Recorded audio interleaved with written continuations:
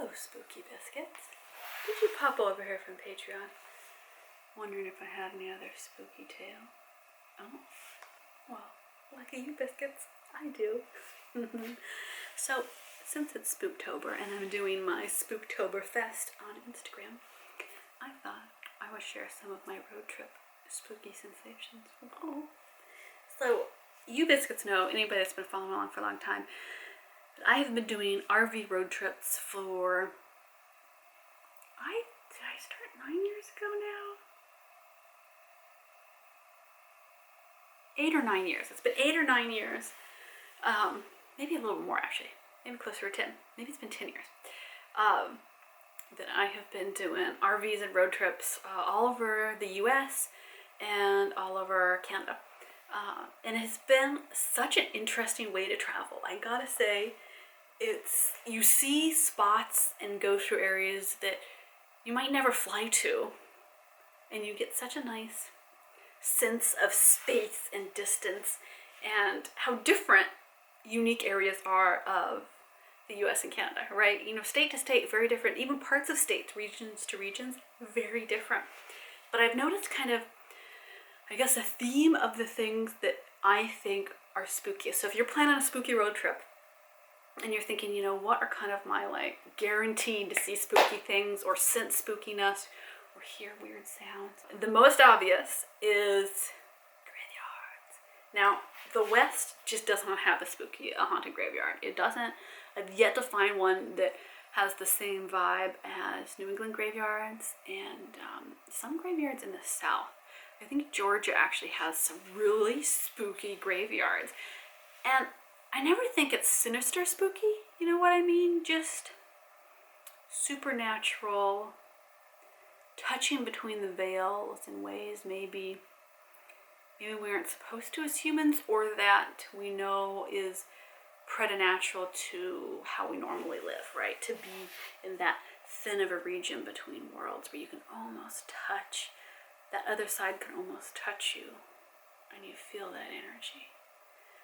So graveyards, obvious number one. In fact, I didn't even write them down on my list. I wrote a little list down because it's so clear. But if you want to get really spooked up, go through Georgia, go through parts of New England that has some crazy graveyards. There was one, man, I think it was in upstate New York.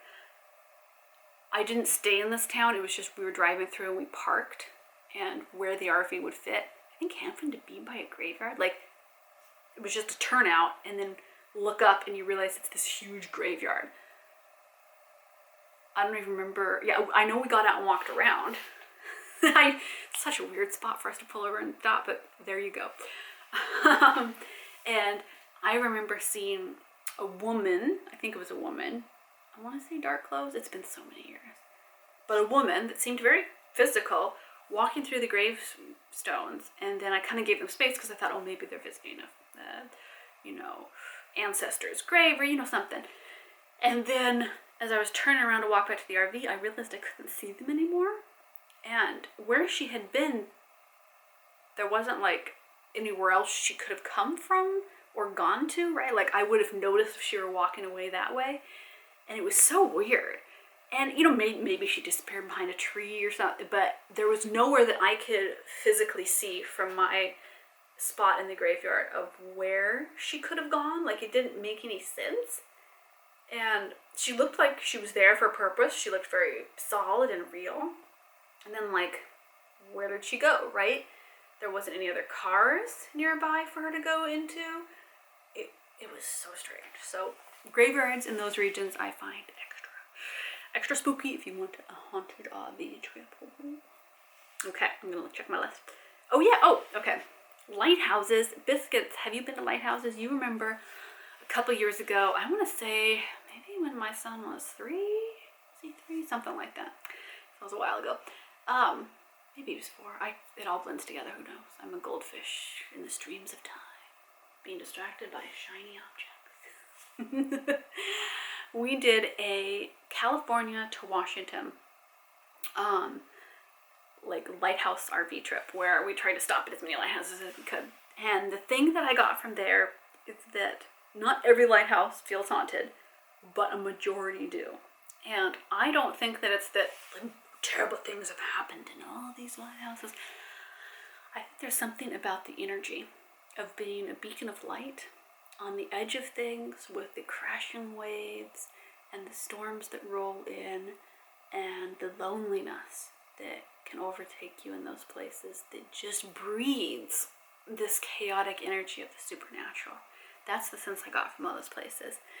I really do feel like there's just something otherworldly about a lot of lighthouses. And I'm not the only one. Like, you know, I love to people watch, so I like to eavesdrop.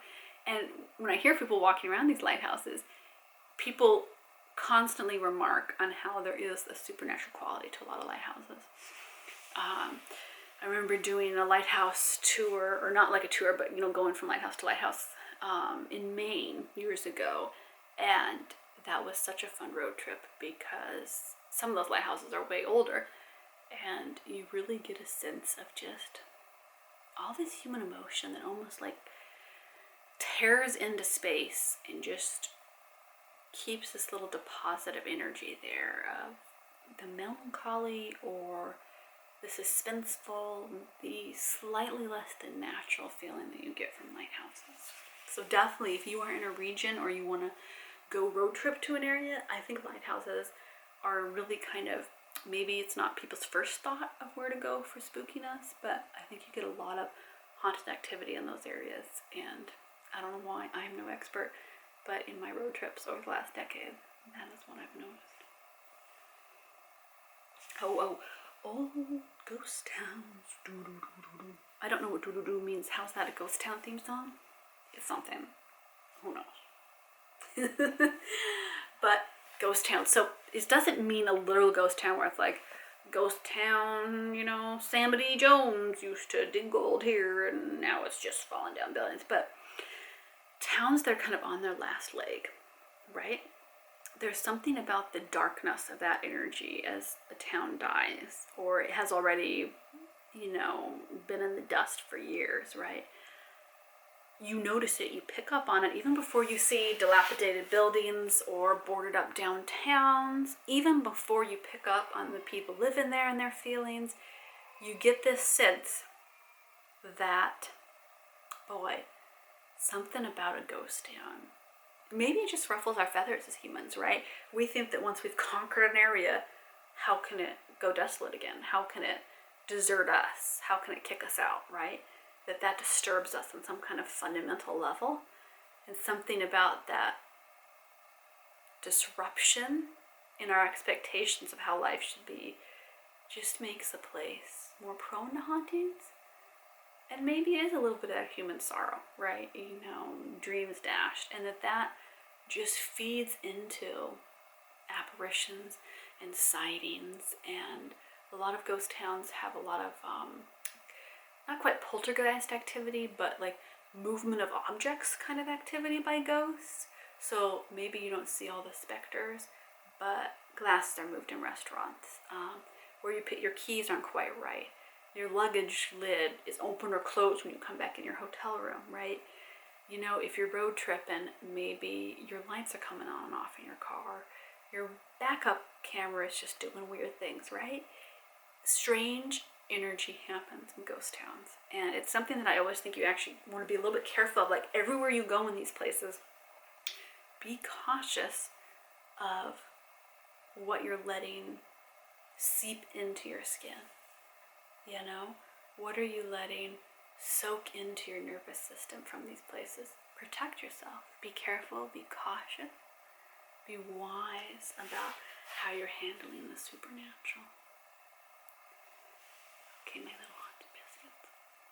I have a ton more road trip stories, but I feel like I'll share them on a different day. Because the spookiness, you don't want to let it shiver down to your soul too much. See you over on Patreon. Love y'all biscuits. Thanks for not being too terrifying with me. It's a scary season, I know.